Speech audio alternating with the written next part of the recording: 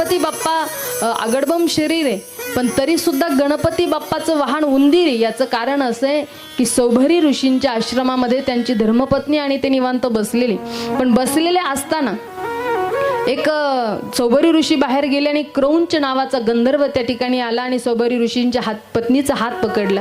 हे सौभरी ऋषींच्या लक्षात आलं. सौभरी ऋषी धावत पळत आले आणि त्या क्रौंच गंधर्वाला म्हणतात, अरे मूर्खा, चोरून येतोय, गुंदरासारखा येतोय, माझ्या पत्नीचा हात पकडतोय, जा तू उंदीर होशील. उंदीर म्हणून त्या ठिकाणी प्रगट झाला. पण पाराशरजींच्या आश्रमात राहून धान्याची नासडी करू लागला, कपडे कुरतडू लागला.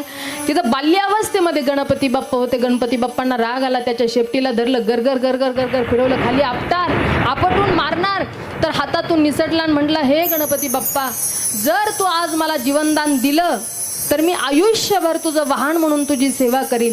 आणि म्हणून गणपती बाप्पानं उंदराला जीवनदान दिलं. तेव्हापासून गणपती बाप्पाचं वाहन काय आहे? बोला ना, काय आहे? उंदीर.